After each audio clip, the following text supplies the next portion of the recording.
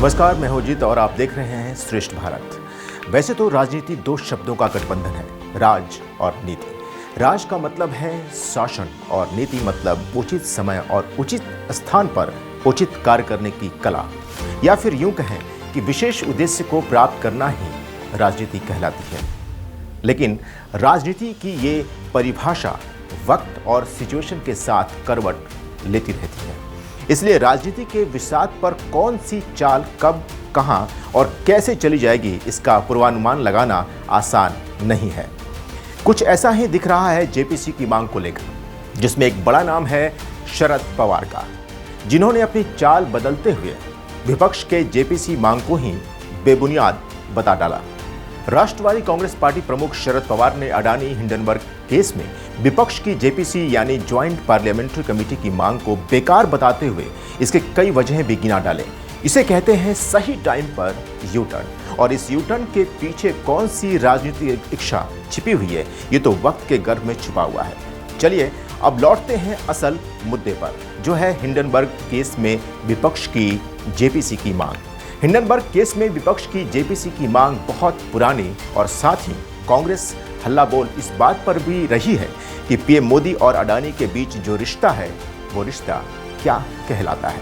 कांग्रेस ने शरद पवार को दिए बयान को कहा ये एनसीपी प्रमुख के अपने विचार हैं, लेकिन 19 दल इस पर सहमत हैं और सभी हमारे साथ हैं। हर बार की तरह कांग्रेस का मोर्चा संभालते हुए कांग्रेस के वरिष्ठ नेता जयराम रमेश ने कहा सभी 19 विपक्षी दल एकजुट हैं। कांग्रेस इनमें सबसे बड़ी पार्टी है और हम संविधान और लोकतंत्र को भाजपा के हमलों से बचाने के लिए एक साथ खड़े रहेंगे। साथ ही उन्होंने ये भी कहा कि हम भारतीय जनता पार्टी के विभाजनकारी, विनाशकारी राजनीतिक, सामाजिक और आर्थिक एजेंडे को हराने में एक साथ होंगे। जयराम रमेश के इस सियासी बोल हम एक साथ होंगे में कितना दम है ये आप भी समझ गए होंगे।